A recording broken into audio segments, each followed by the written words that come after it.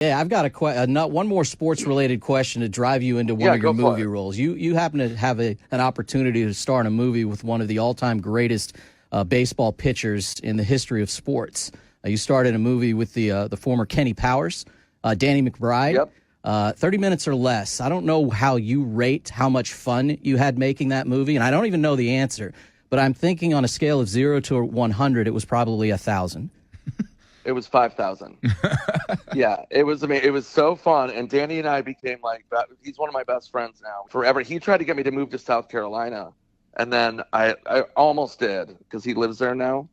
But yeah, Danny's the best. He's hilarious, but he doesn't know how to throw a baseball, which makes it even better. Is the first season of Eastbound and Down like some of the hardest you've ever laughed in your life? Yeah, it was incredible. It's like one of the best seasons. I mean, the show is one of the best shows of all time. Like by a mile. I mean, he's so naturally funny, and that guy can drink tequila. He's not afraid, not afraid. And then I'll announce this. This is very exciting. We're doing Happy Gilmore 2.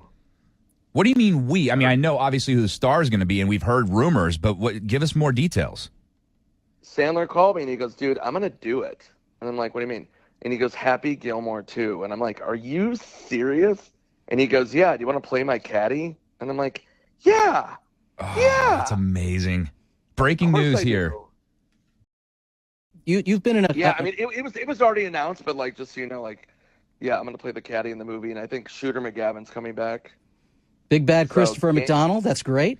Christopher McDonald. Clearly you've been in a lot of Sandler projects. This it would be an addition to that. Just being around him, being a lot of other people you've actually been in a movie with that he wasn't in but was a part of. How's that? That clearly has kind of helped direct your career path, which I assume you've been pretty happy and proud of. Yeah, it's been great, man. I mean, he's like one of my best friends, and it's funny when we go on tour, it'd be like me, Sandler, Spade, Schneider, rest in peace, Norm Macdonald.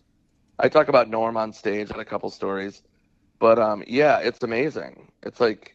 But it's funny because it's not like you think it's all laughs, but we're all so close that like we'll just fight. Like there's times I want to choke out Rob Schneider. Believable. It's hilarious. That's I want to choke out my co-host all the time, so we can totally relate. Also believable. Yeah. No. You bring him up, and speaking of which, my co-host will roll his eyes. But anytime you mention Norm Macdonald. I mean, with the passing of OJ recently, I was just back down that rabbit hole again of all of his OJ Weekend Update jokes. I mean, that was just some of the best stuff ever. Oh, yeah. I went down the same rabbit hole. Norm was fearless. And he said one of the funniest things. We were backstage and we were doing shows together. And he was about to go on stage. And he just goes, "The only thing I'm good at, I hate." It's like, that's the funniest like comedy self-loathing where it's like he was such a genius, but it was like the best quote ever. Like right before he went on stage, a minute before. The only thing I'm good at, I hate. And then he went on stage and killed. He was hilarious. What kind of attitude do you have? Do you have the moments before you hit the stage, pick up the mic, and it's just you and the crowd? What's the motivation behind all that? What are you thinking? Fully erect. You really love comedy. I just want to get out there. My fans are awesome. My shows are so fun. And they've been insane recently, even though I was on TMZ in Colorado. Like, it just sold out everything, and it's been a blast. So, like, I love it. It's funny, like, the only time I feel normal is when I'm on stage, if that sounds weird. Like, I'm happy in general, but it's like when I'm on stage with my fans, it's just game on. So, and yeah. like even at this age, like 47, my fans are still rowdy. Like, I've got to break up fist fights on stage. Like, people are still vomiting. I'm like, you guys, like, what do you do? I'm not Motley Crue.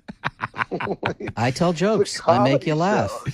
You're the Tommy Lee of comedy. No, let's talk about that for a second, because I saw that and I heard about it, and yeah, Beaver Creek was an interesting night. Is that the best way to put it for you? Yeah, it was just like, everybody was like, "Oh my God, is Nick okay?" And I'm like, dude, I went into Denver, drove up to 9,000 feet altitude, I was in a great mood at the hotel. Somebody gave me an edible, and then I had a couple cocktails, and I went out on stage, totally brain farted, which has never happened. And I was doing impressions, and then like they pulled me off, which they shouldn't have done. Like I could have totally handled myself, but I was just high. And it's like, and then like all my fans were like, yeah, like if you take edibles and have cocktails at 9,000 feet, you're going to brain fart. You know what I mean? So it wasn't like that big of a deal. I was like, I told my fans, I'm like, yeah, this isn't how my shows are. Like I just shouldn't have taken an edible at that altitude. Stupid.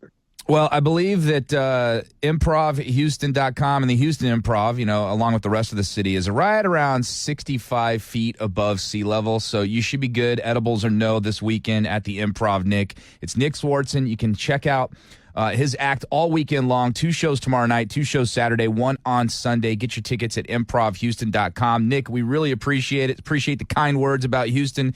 And we'll come see you when the Texans play the Vikings in Minnesota this year. Yeah, good luck with the Texans. I'm excited for you guys. Very exciting.